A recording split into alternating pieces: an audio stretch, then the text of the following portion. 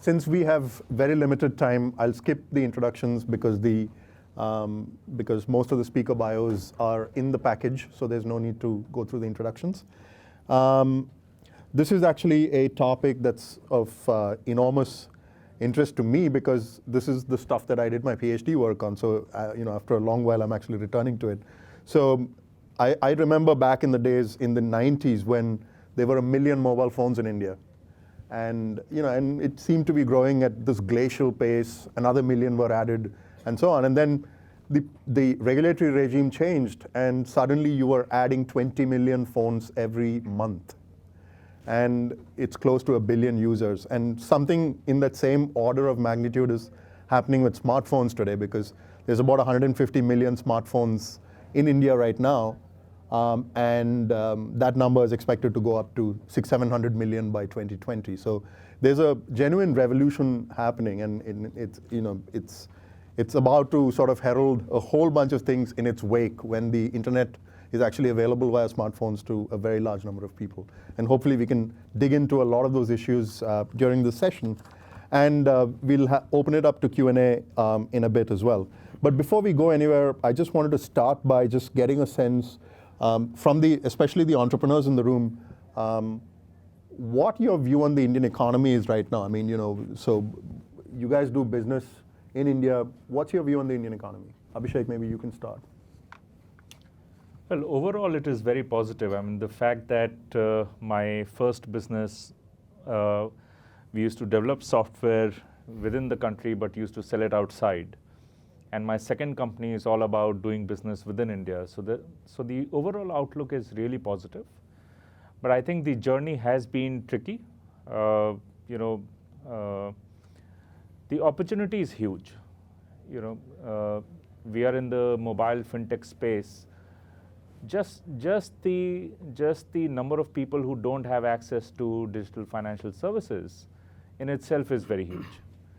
Which is what has attracted us into this space, keeps us excited every day about it, but would have loved to see a lot more speed in the business we are in the last few years. Okay, Arvind. So I share the same views as Abhishek. The opportunities are really large.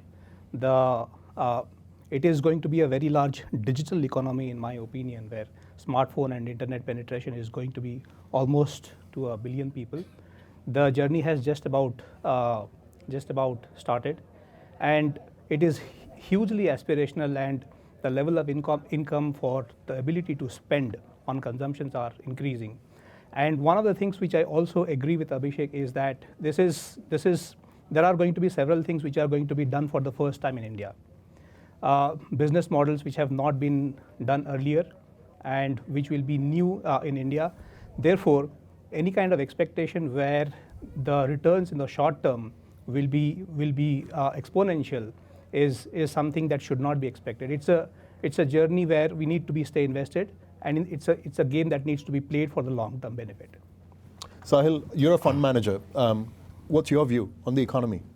We're obviously very long on the Indian economy. We basically, in fact, structured our fund. We're not technically a limited life fund. We're a holding company.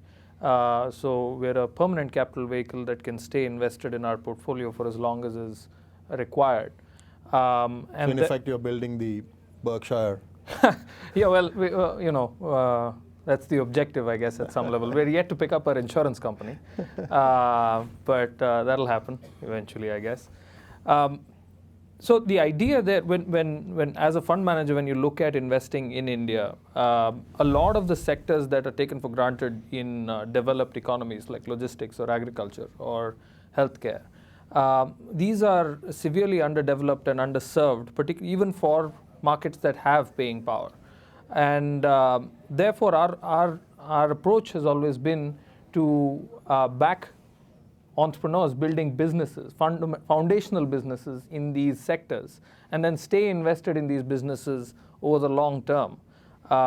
In fact, we're still very much, we've got a few investments in the agri supply chain. The first one dates back to 2008. And we expect to continue to stay invested in that company for a long time going forward. So there are these foundational sectors, but at the same time, there's this huge wave of digital platforms that are beginning to emerge, primarily built on top of public goods, and we'll get into this shortly, on top of India's identity platform and on top of India's equivalent of the social security number. And we've talked about, I think I lost the mic, but we've talked about how mobile phones are taking off in India, and we've reached about close to 1 billion mobile internet connections. At the same time, the identity platform, which is called Aadhaar in India, is essentially the social security number on steroids, because. So we'll come to that. Yeah. But let me ask you a related question there. So how do you see digital playing out in the foundational sectors? Very interesting question. So I think one of the first things that is required, that's going to happen over the next few years, is the strengthening of the mobile network infrastructure, because we are now at a point where we've reached 1 billion phone connections. But if you're talking about smartphones, that's only at around 200 million. And the number of mobile internet users is a little more. It's around 300 million. But we're adding 20 million mobile internet users every quarter. That means we'll be at 500 million mobile internet users, rivaling China's numbers in a couple of years. And when that starts happening, and when smartphone penetration starts increasing, all the things that you've already seen in China, which is the rise of online payment systems like Alipay, marketplace systems like Alibaba, and essentially consumer internet startups as well. All of this will begin to take off in a really big way. Right now, India's largest e-commerce marketplace has about 50 million users.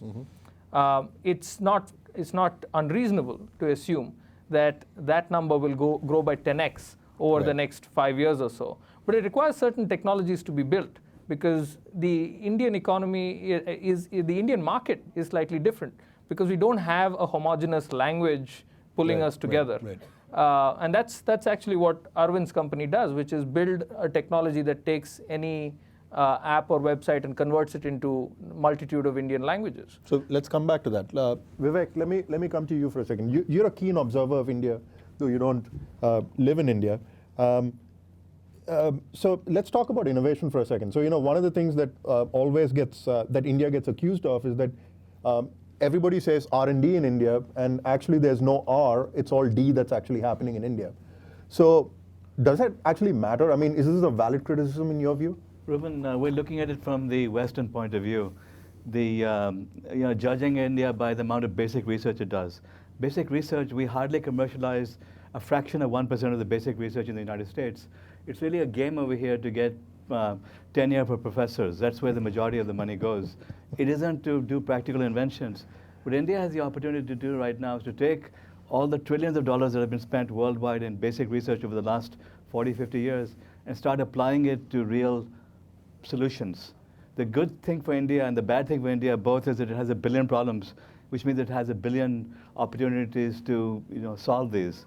So now what's happened is that innovation is globalized. The cost of building advancing technologies has dropped to the point that anyone anywhere can do it. Everything from building robots to building AI systems to gene editing, to, you name it, almost every major advance that we're looking forward to in the West, the cost of the core components is down to the point that anyone, anywhere in the world can do it.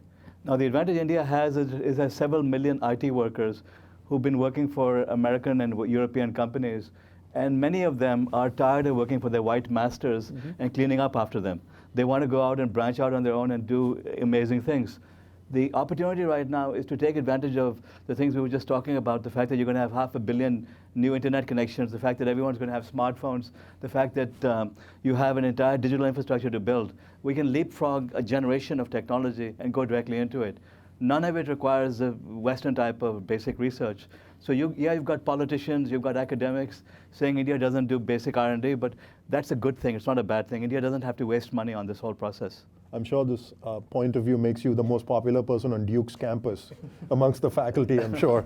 Yeah, I've said it many times there that we're wasting money like there's no tomorrow. Right. The entire system is geared towards giving professors tenure, not towards university research commercialization. I've written about it and made myself very unpopular in all the universities. I can I'm in. imagine. I can But that's imagine. okay. I used to be a faculty at one point. Right. Abhishek and Arvind, both of you run companies. So one of the things that we should actually hear from you is, what do your firms do? Make it really brief. But the second part of that is, I want to ask all four panelists to give me an example of, besides the companies that you have, what is an example of an amazing new technology that you've seen in the digital space in India? So maybe you can quickly tell us about Echo. Sure. So my company is building the largest cash wallet in the country.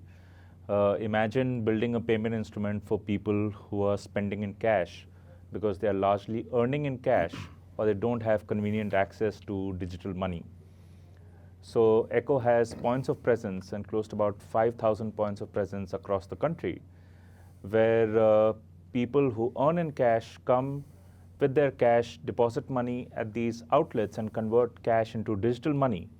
And then through the payment instrument, which we enable for them on a phone, on a smartphone, then it opens up to the entire digital economy, which is a big growing thing in the country right now.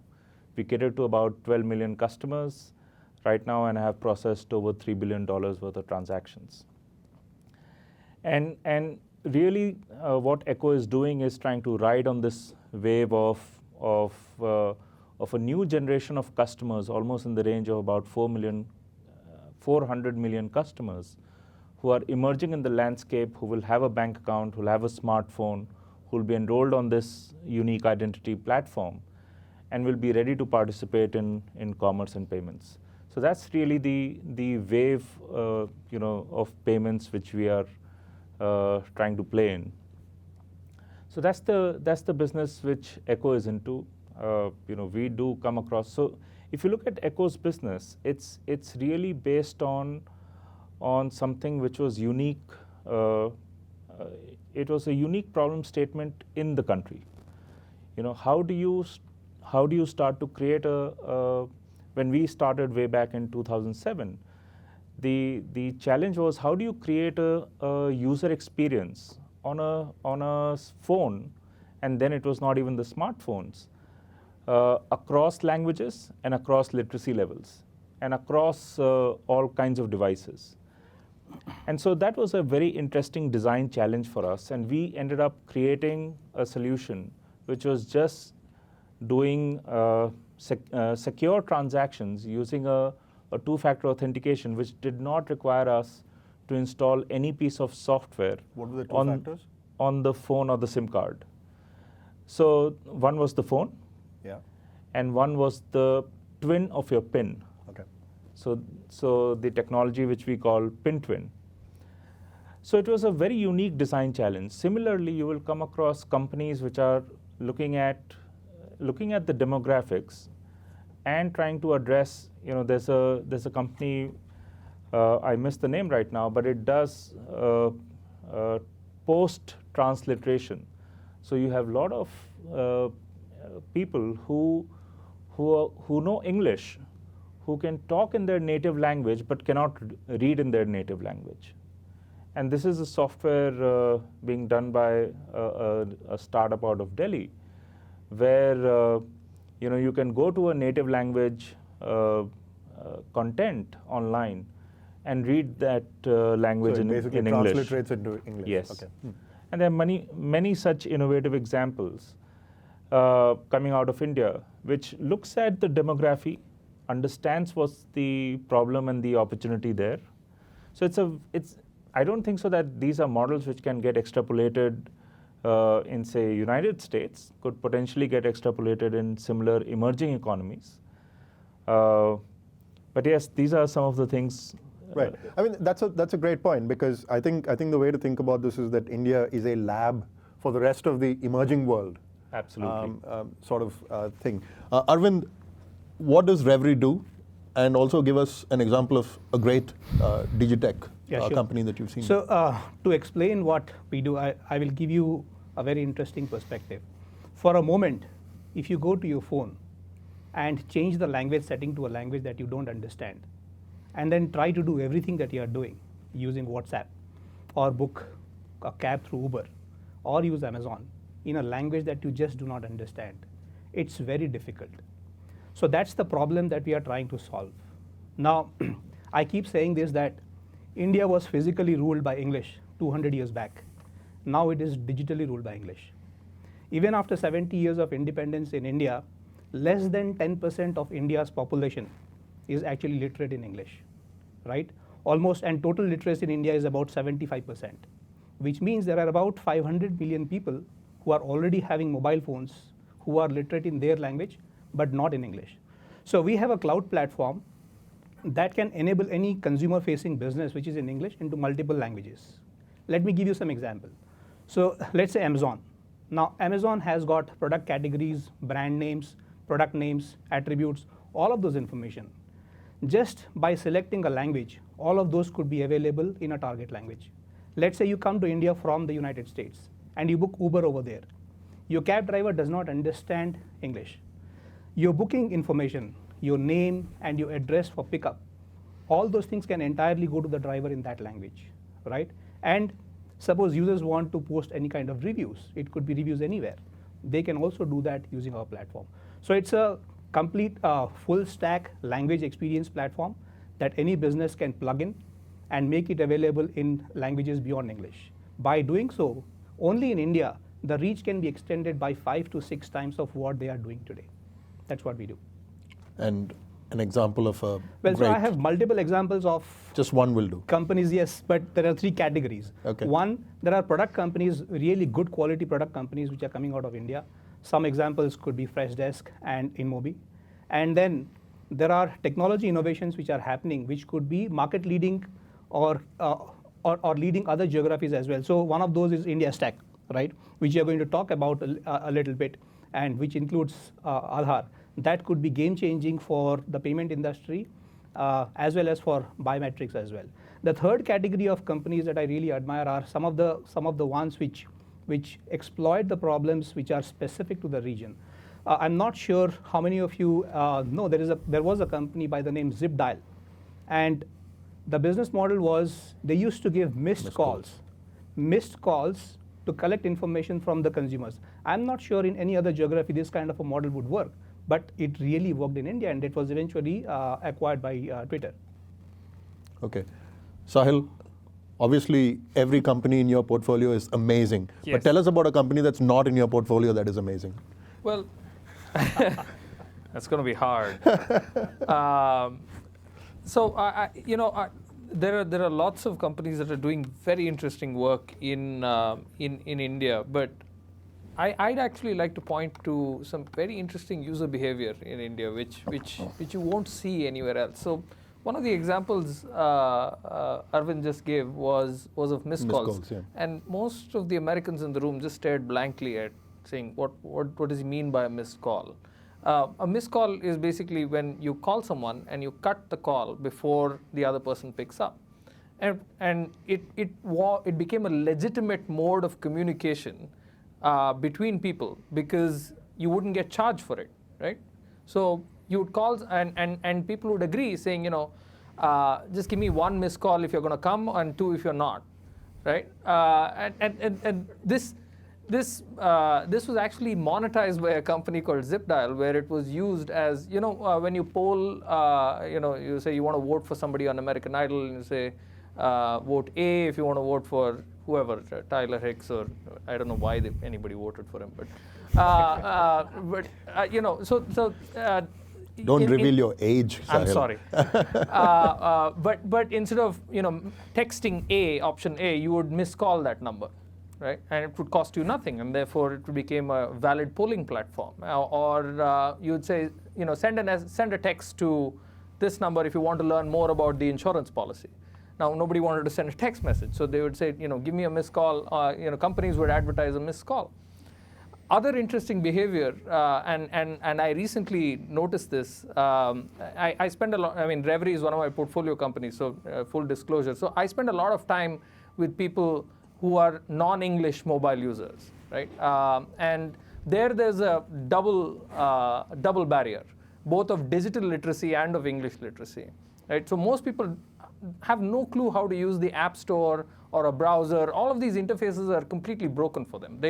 You can't go to a search bar and type for something and then look for it and read through the reviews. All of these things that you and I take for granted are essentially hieroglyphics for these people. They can't interpret it. So assisted usage is that model is huge. Now, how does that kind of manifest in, say, a tier 3 town or a village in India? Say you want to pack your phone with movies or with music. You don't go to HBO Go or whatever it is that you'd go to your streaming service or a Netflix or something like that.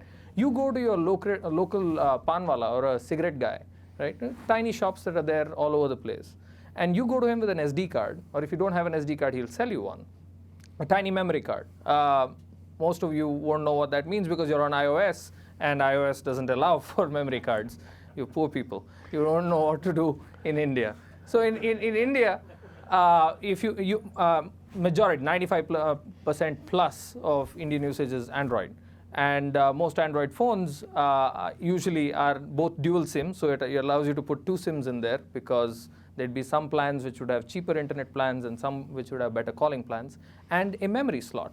So you'd go to them with a memory card and say, listen, I want songs. Or the first early adopters are, well, not songs, but so you'd go to them and say, no, I don't actually. well, the earliest adopters of yes, and movies of a certain color. So you'd go to the guy and say, pack this with everything you've got. So it'd be a 4 GB. So he'll charge you $50 for a 4 GB pack, or $1 for an 8 GB, and he'd pack it with chock full of songs, movies, you name it, slot it back in, and you're good to go. And that's a kind of behavior that you don't see anywhere else, right? It's not, and this is why I talk about the infrastructure getting better, because I am the top 1%. You still haven't talked about a company that... No, I haven't, because otherwise I would have talked about Reverie, and you put a covenant there on these companies. But I find these behaviors far more fascinating. Okay, so let's come back to behaviors in just a bit. Vivek, you obviously do look at startups in India. Yeah. What excites you? You have lots of companies that are solving India-oriented problems. Language, yes, it needs to be solved. The bigger opportunity, which is going to be the financial system, that we're going to bypass the entire credit card system in India. So MasterCard, Visa, Amex, you can kiss India goodbye, thanks to what's been done over there. But looking bigger than that, looking at taking advantage of advanced the things, exponential technologies, applying them to solving the grand challenges of humanity. The one company in particular, I've decided to join their board, actually, after watching them for the last 2 or 3 years. The medical instruments we use over here, the American healthcare system is really a scam. It's geared towards keeping the medical establishment wealthy. So everything is overpriced, everything is ridiculous. I mean, we're talking about Obamacare bankrupting the country because we have to keep subsidizing it and so on and so on. But the fact is that if you look at the basics, getting a medical exam, we go to the doctor and we get charged hundreds of dollars, sometimes thousands of dollars for basic tests. If you look at the medical equipment, right now they use sensors, whether it be for an EKG, whether it be doing for urine analysis, for everything. The cost of sensors has dropped exponentially. Next to a sensor, you have a computer. This phone over here is something like 40 times more powerful than the crazy supercomputers were in the 1970s. We have supercomputers over here. Yeah. And then we have artificial intelligence, which is available on demand on the web, cloud computing, infinite data, infinite storage. So now you look at the medical equipment. It costs tens of thousands of dollars, sometimes in the $100,000 range for these equipment. For blood testing, everything is ridiculously priced. All right, so the equipment is expensive, and then the hospitals and the doctors charge you 100 times what they should for that. So a friend of mine basically was a bioengineer at Arizona State University. He noted that the equipment he was using was unduly complex. It was geared towards the medical readouts that it had, it was geared so that only trained practitioners could read it. It wasn't simply saying, here's what your blood glucose is, or here's what you're reading. It was so complex. He tried getting funding for doing the research to build a device that could do it inexpensively in Arizona. He had gotten a couple of $1 million of funding for everything else. No one would fund this because it would have threatened the medical establishment. Mm-hmm. He went back to New Delhi 3 years ago, in 2011. $10,000 of his own money, he built a device which proved the concept. The thesis was that just like in your laptops, you plug USB devices into it, and the disk drive comes alive because it takes current from the power from the computer. It can now take advantage of the computing power of the computer itself. It now takes advantage of the screen, mm-hmm. So it integrates with that machine. I can do the same with medical instruments, is what his thesis was. He proved he could do it. He scaled it up, he got funding. 18 months later, he built a device that does 32 different medical tests. It's now being used all over northern India in Jammu and Kashmir, a population of 2.5 million people. They're producing 300 of these a week right now. A $600 device that does 32 different medical tests. Mm-hmm. The next version will do about 110, 120 different medical tests. It'll cost about $1,000 or so. I wrote about it, how blown away I was when I went to New Delhi about 2 months ago, and I saw it in operation in New Delhi. Essentially, there's a free clinic set up by the Delhi government where anyone can come in and get free medical testing. A woman came in who looked very faint, who was ready to collapse. Immediately, the doctor saw her, had the test done within 5 minutes. Within 15 minutes, she was diagnosed as being deficient in, there was a deficiency in blood and protein. They took her to the hospital, her life was saved within 15 minutes. The same process here would have taken a day and a half to 2 days because you would have had to order the blood test, go through all of the filling out of forms and so on. The woman would have been at risk in the United States. Here, within 15 minutes, she was diagnosed using a $600 device. Mm-hmm. Right. So now what I did was I took it to Peru. I had the largest the largest hospital system over there take it apart. They had 9 teams of people look at it. They compared it to their medical instruments, and they said it was identical, 99.8% compatible with what they were using there.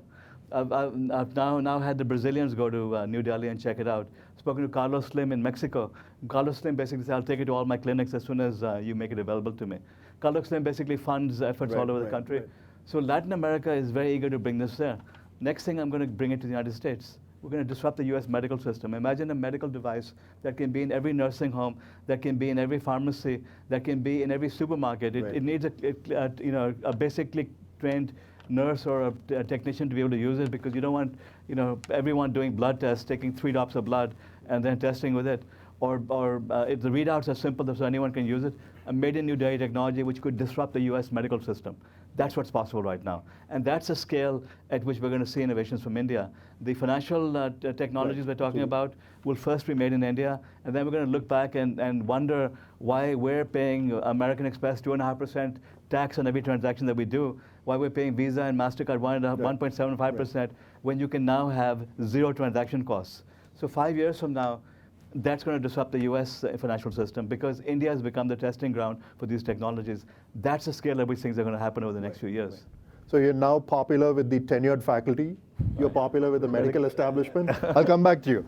I'll piss everyone off by the time I'm done. No worries. Okay, so in this discussion, we've consistently heard the word Aadhaar and biometrics and so on, and we actually haven't explained that, especially to this audience. So maybe we should actually tell you a little bit about Aadhaar and specifically this thing called India Stack, which is, I think, what is going to revolutionize financial technology. Sahil, in an earlier role, you were in government. So you were part of the founding team of Aadhaar. So tell us in layman language, what is Aadhaar? Well, in 4 words, it's social security on steroids, like I had mentioned earlier. And the reason, so one of the biggest weaknesses of social security is its vulnerability to identity theft. Right, and Aadhaar is essentially a biometrically verified social security number. It's a 12-digit number that anyone who's in India can enroll and get that number, and it's tied to your 10 fingerprints and your 2 iris scans, and it basically acts as a proof of identity and proof of address. It was expressly designed as an identity system. Before this in India, there was no identity system. You had a driving license, or you had a tax ID, or a ration card, which was all for a different purpose. You had a driving license to prove that you could drive, and so on and so forth. But there was nothing to say that you are who you say you are, and you live where you say you live. And Nandan Nilekani, who's also one of the founders of Infosys, and Infosys began the whole outsourcing revolution that is so widely loved and begrudged in this country. So he basically was the person who led this, and it was a unique combination of private individuals and government servants who came together to put together this system. It started, the first Aadhaar number was rolled out in September 12th, 2010. And as of the end of March of this year, in less than 6 years, it crossed 1 billion registered Aadhaar numbers. Without a gun to the head. Without a gun to the head. This is true. And it was designed from the ground up to be a cloud-based system, in the sense that it was designed for the authentication process. When you give your number, and then you give either your fingerprint or a second factor, which is your PIN or whatever it is, to authenticate yourself. It actually queries Aadhaar servers in the cloud, and then comes back with a yes or no answer saying, this is you, and this is, or it isn't, or it isn't you. You are who you say you are. Exactly. Right. Instead of your identity being something you have, your identity becomes something you are, which is your fingerprint or your iris scan. So the genius of Aadhaar was that he went thus far and no further. So simplicity. Yes, he kept it really, really simple. I mean, the entire system was designed just to give you a yes or no answer for that question, saying, are you so-and-so? And then it was also designed for other services, third-party services, to be built on top of it. So in that sense, it's like GPS. Exactly. Right. Exactly. It's like GPS or the Google Maps API or whatever, right? Any of these systems that are actually designed for use by third parties.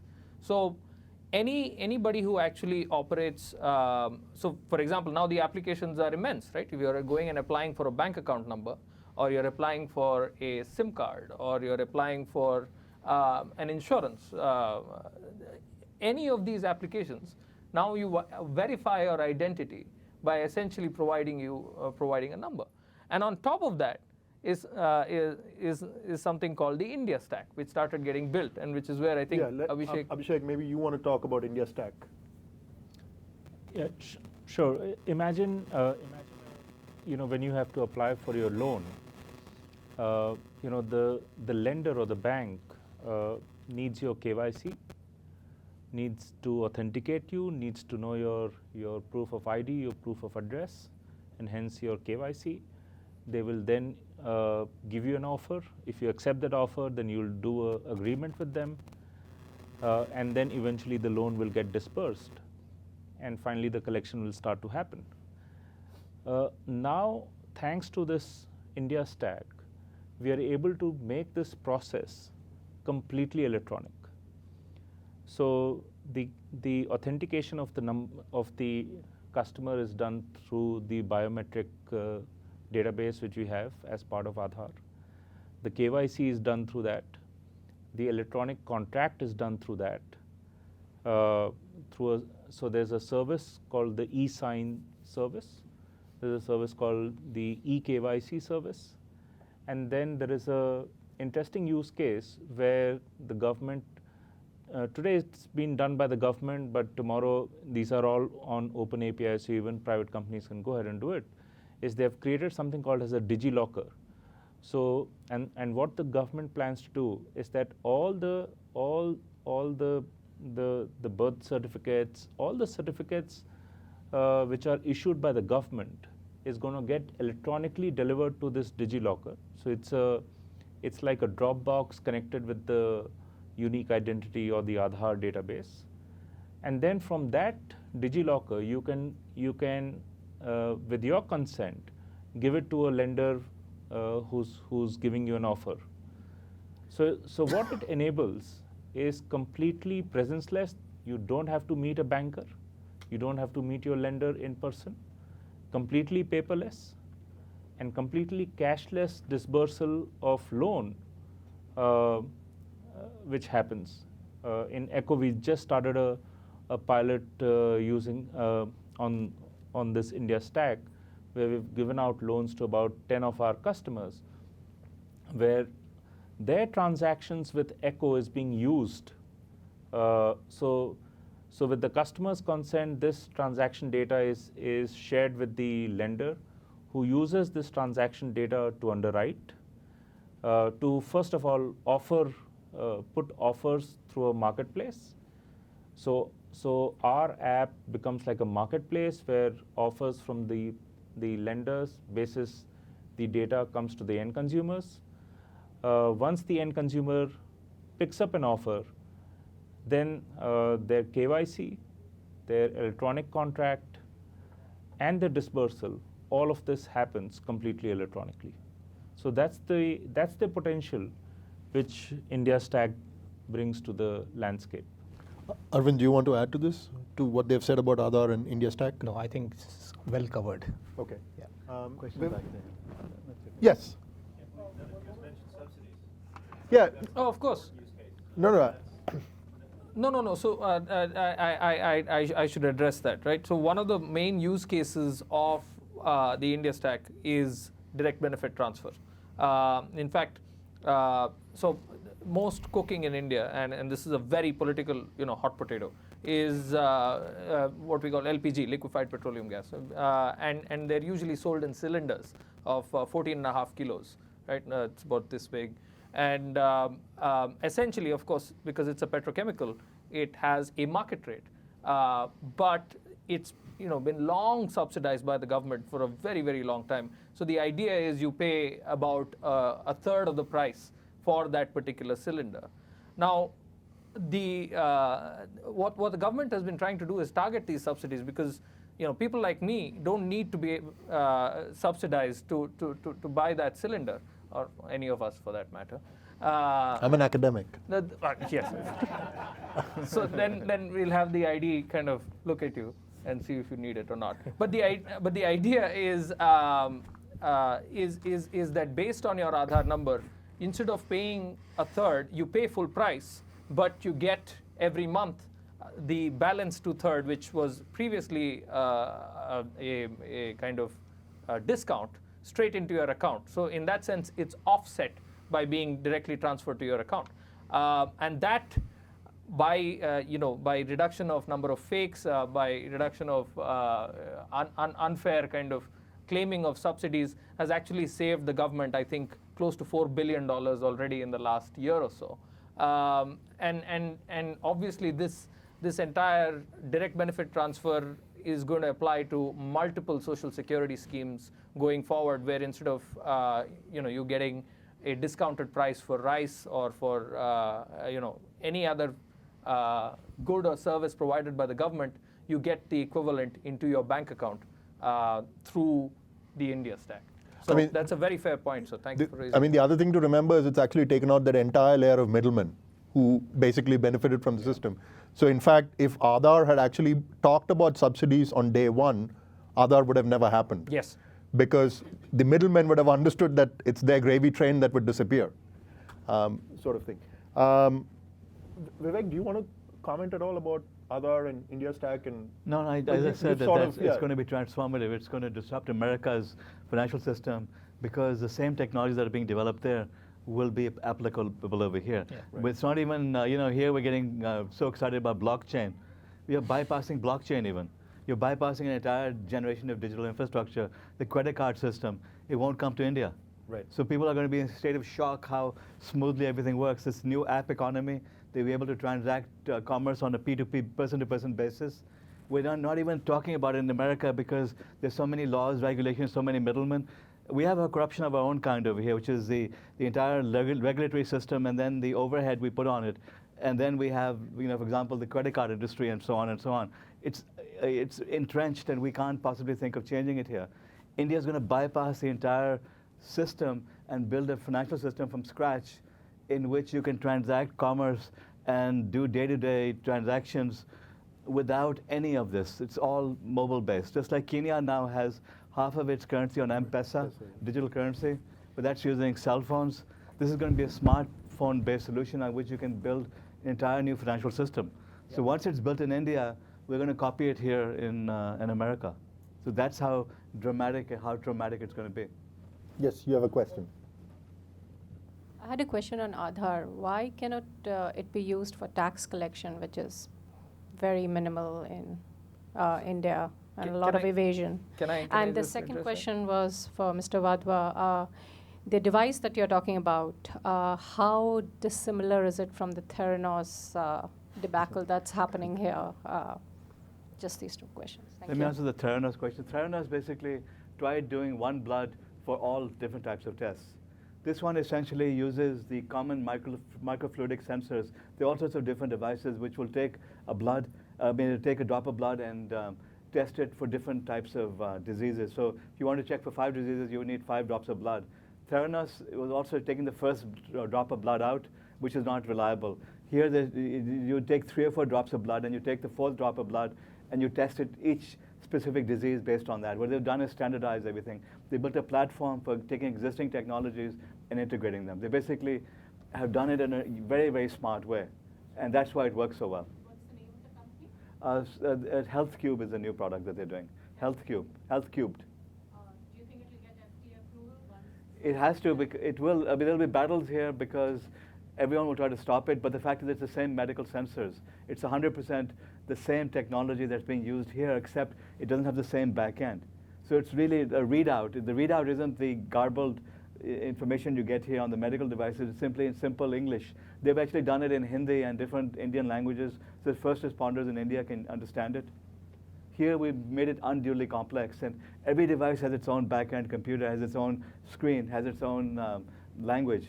They basically have standardized all that using the same exact sensors. This is the ingenuity of doing it there, because here we wouldn't have done it because there's no need as such. People don't care about the cost of the test because it's subsidized by insurance. Right. Sahil, do you want to address, just a moment. Sorry, how efficacious is it? Like, I mean, What's the how efficacy? reliable are those tests? It's exactly the same. It's been tested in several labs in India, and this is why I took it to Peru, basically because they had the same medical equipment there, and they tested it against every sense. It was 100% the same, or 99.8% the same, because it's the same sensors from the same manufacturers that the Western equipment are using. We could build the technology here also, except we don't have a need to build it here. Right? That's the difference between India here and the developing world. And that's why I'm not bringing it to America. I'm having them take it to Latin America to start with. Sahil, you want to address the tax issue? Yes. Yeah. So one of the fascinating things about taxation is one of the first things that you think about when you say tax is income tax, right? Income tax is an inconsequential sliver of tax collections in India. The total base of income taxpayers, India has a population of close to 1.3 billion people. 2.5% of that 1.3 billion people, which is 30 million people, actually pay tax. And of that tax that is paid, 1.4 million people, which is again a fifth, 5% of that base, actually accounts for 80% of all income tax collections. So if you're really talking about improving income tax collections or tax collections in general, the first thing that you need to do is move from a primarily cash economy to a cashless economy. Even today, if you're talking about the volume of transactions in India, 95+%. I think the last number I read was 97%, but I'm going to give it a 2% discount because of e-commerce. 95+% of India's transactions are all cash. So if you want to really have a significant tax collection improvement, the first thing that you're going to have to do is build an infrastructure for cashless transactions, which is what Vivek was briefly talking about. It's an infrastructure that was recently launched by the RBI, the Reserve Bank of India, called the Unified Payments Infrastructure. So what India's done, which is unique, that nobody else, not even China, I'm very proud of that, is we've built our own payment switch. What Visa, MasterCard, Amex essentially do is they're a switch which allows for interoperability between different banks. And they charge a very dear price for essentially connecting to banks. What India has done is, through the National Payments Corporation of India, built a switch that connects all banks in India and charges next to nothing, which is a flat rate of a couple of rupees per transaction instead of a very convenient 1.75 to 2%. Yeah, another big difference between, I want to point out, big difference between the United States and India now is that Silicon Valley is trying to bypass this economic system by using Bitcoin and anonymity. This is not anonymous. Basically, this is all regulated, controlled.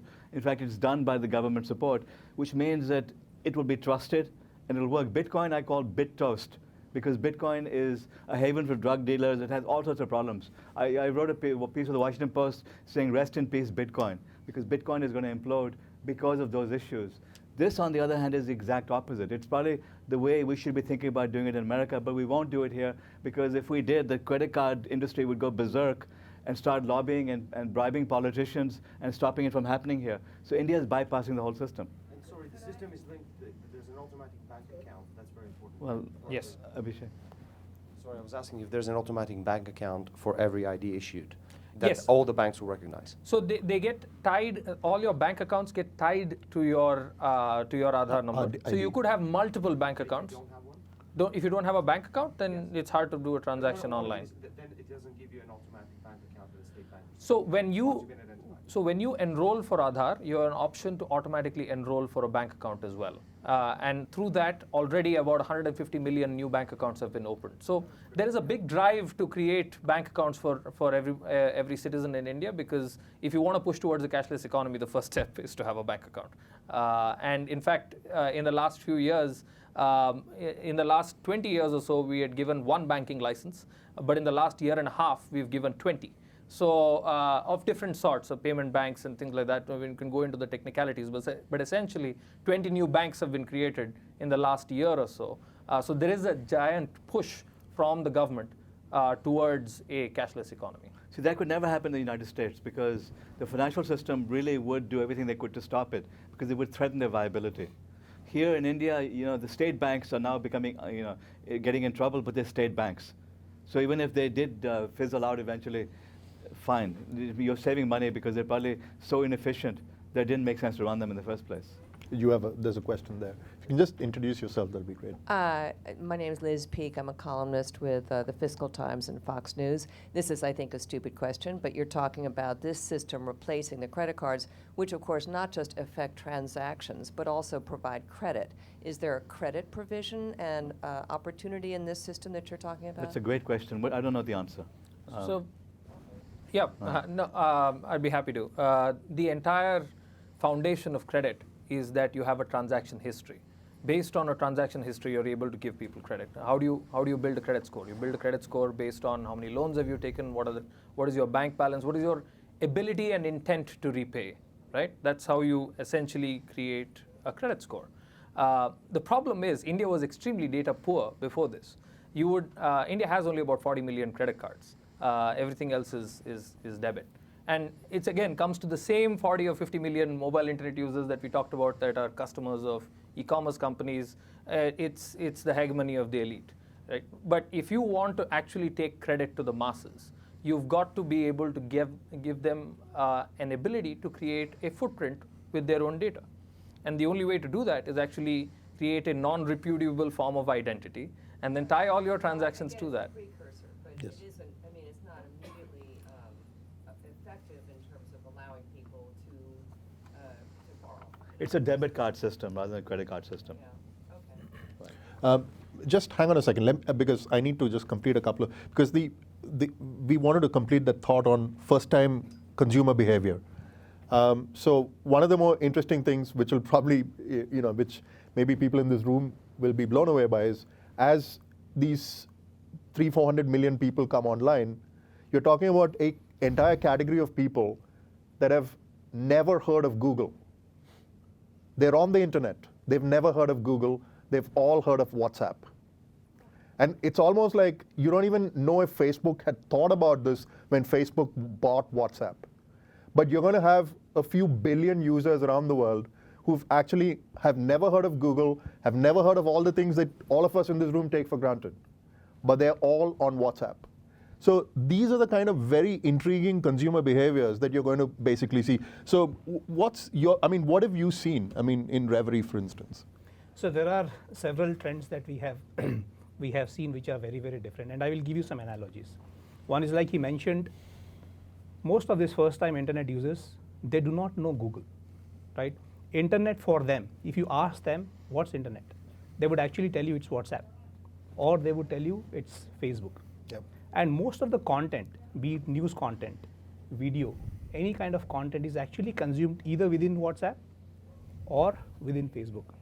And then we have certain other behavior that you would notice which are very, very unique to India, right? So for one of our customers, retail customers who is already using our platform, when they launched that in a local language, Hindi, the first 5,000 orders that they got, everything was cash on delivery except one. And they were very curious to know which is this one that was not cash on delivery. Cash on delivery is you pay actually cash once you get the goods, not through credit card or not through debit card. And the only one exception was actually internal to that company when they were testing it out, right? The other exception, other kind of user behavior which are there. Now, even if you take Amazon, Amazon has big presence in India. How do returns happen? Returns here, if you have to return, then you actually need to go and return that. But in India, it is still, even though there are a lot of product-oriented companies who are emerging, there is still an element of do it for me, which means there are a lot of people-related operational activities which are happening. Now, returns in India is somebody has to come and pick it up from the home.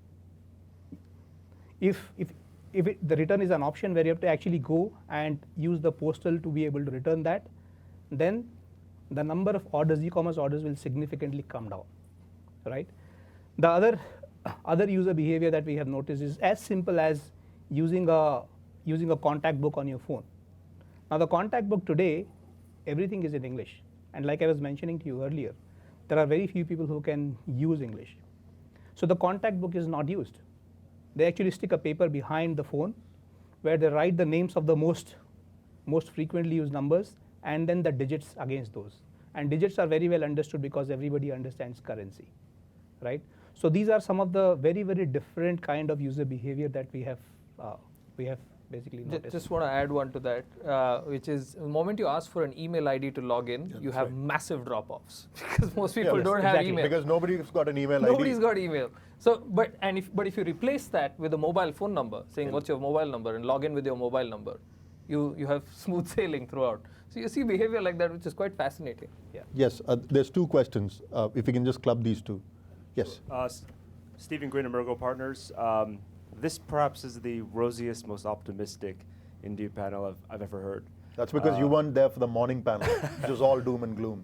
And as for those of us investors who are actually coming into the market or active in the market in real assets and tech, how do you guys take this disruption and actually disrupt your bureaucracies? How do you bridge that gap? You know, this technology is also going to disrupt government. We talked about the middlemen being eliminated. You talked about $4 billion in saving. That came from eliminating corruption. What's also happening is that, for example, railways, they're now putting railway schedules online, but they're doing railway monitoring online. They're doing railway services online. The railways minister himself now takes complaints online on Twitter. So what's happening is that you have a set of people who are committed to using digital technology to bypass the bureaucracy. Also now you can report crime. You can report corruption easily. Everyone, when they have a smartphone, they happen to pay a bribe, they just record it, put it on the web, and suddenly they're being held accountable. So you are having these countervailing forces. With the way despots ruled countries, the way the corrupt basically became, survived was by keeping knowledge bottled up.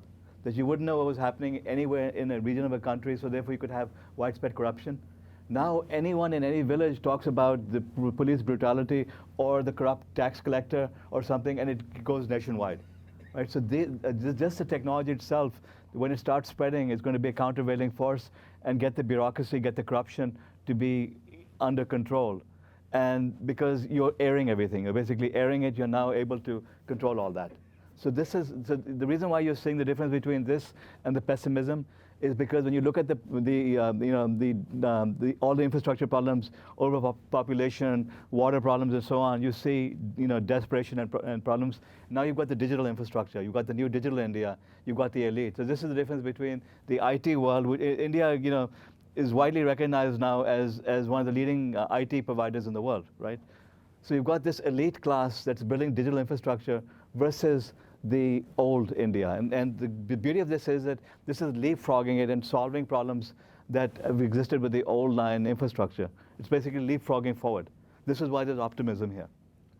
There's also on the issue of the Prime Minister for attendance introduced biometrics in Delhi. So the bureaucrats actually have to now clock in using their biometric, which is not where it stops. The Prime Minister then did a further thing, which is to actually then make all of those records publicly available on a website. I.e., anybody in this room can go on a website and see if somebody is shown up for work. Now, of course, that is still only presence. Now you've got to get them to actually work. That's a whole other story. Yes, sir. You're good. There's a question there. Thanks. Matt Reese, Geonomica.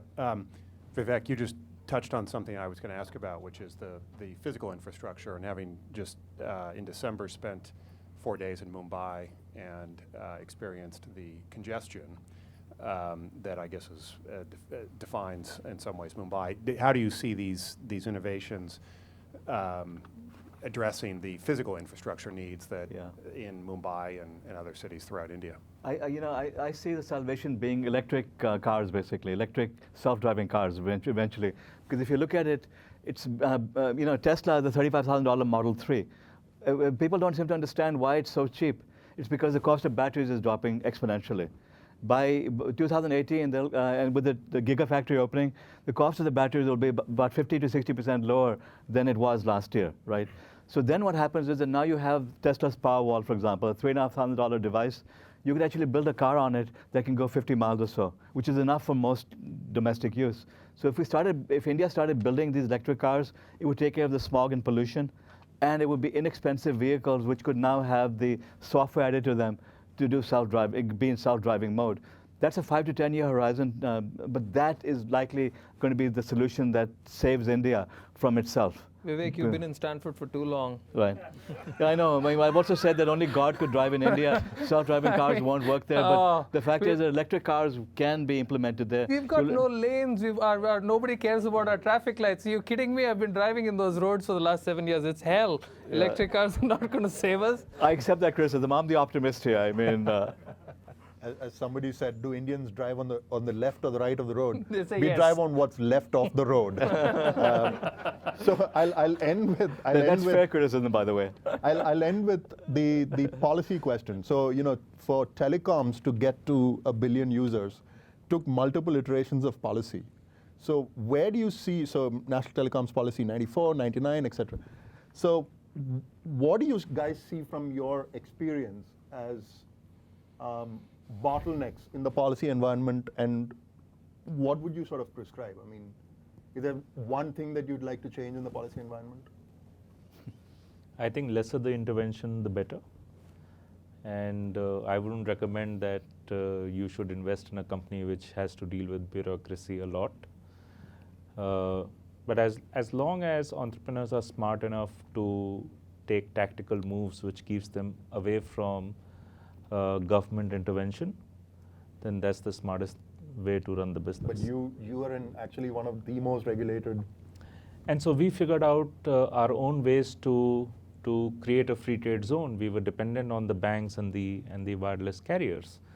And so we applied for our license to be independent. And once we got the license, the growth which we used to see over a year is the growth which we see now every month.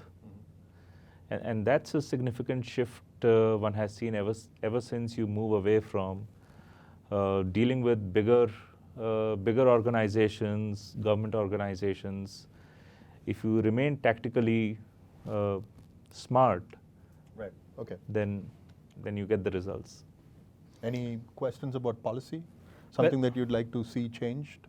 Yeah. So at a policy level, definitely one is given the challenge of language in India, now if you look at 50 most popular languages in the world, 12 out of those are actually Indian languages, right? Despite that, all the businesses are conducting their business in India in English language. So at a policy level, definitely a mandate from the government that anybody who wants to do business in India, they must address the most popular languages, right? And that also I see a way. But I mean, isn't just business responding to the market? I mean, you could make that argument. Well, as in, if there was genuinely yeah. a huge demand for X, then they would actually peddle it. I mean, it's a market system at work, right? Yeah, look at it this way, right? So if you look at all the traditional media, which is newspapers, television, and cinemas, Yeah. there are about $20 billion Indian consumers are spending every year for content consumption, and majority of that is local language. Now on the internet, most of the decision makers are still English. They just don't understand the pain, right? But that may also be reflective of the past, right? Not- I mean, things may change as 300 Yes. million people come online. That's right. That's right. I mean, the amount of investment that goes into the user experience part of English, that's nowhere close to what's being done for local language. It's the gap is huge. But isn't it dangerous to ask the government to mandate these things? No, we it's- have a really bad history of the government mandating anything. No, so Yeah. I mean, Yeah. you're just asking for more regulation, actually. no, not necessarily. That's so mandate. We are not talking about government saying how it needs to be done, but mandating that it needs to be done, and that's starting to happen. It's starting to happen, and we are starting to see the reaction in the industry as well. Okay. Sahil. I'm going to go a little basic, really, and say digitization of land records. I think the largest power base in India is actually because of your land holdings. Sure. And that's where the judicial system gets clogged up as well. Exactly. Most of the cases, like you rightly pointed out in today morning's panel, are to do with land. And if you're going to take a unique, non-repudiable identity system and say, and take the digital locker, for example, that was spoken about, and say, look, to this ID, to this number, to this person, these are all the land records that are tied to this person, and that's that. Okay. Right? I think that would have a transformative effect on our economy. Blockchain for land records. Vivek, I think I know what you'll say, but you can have the last word anyways. No, the less government, the better. I mean, in I the knew what comment you'd saying say. that India succeeds despite its government, that's true. But actually, in the case of this UPI, Universal Payment Interface, that's the first time I've seen a government lead innovation, to do something right, to basically, and Aadhaar also, to create a platform on which the country can build, on which entrepreneurs can build something useful and transformative for the country. That's the only bright spot I've ever seen in government. Perfect. Okay. Thank you very much. I'll take the optimism as a compliment. Thank you very much, panelists. Thank you very much. Wonderful.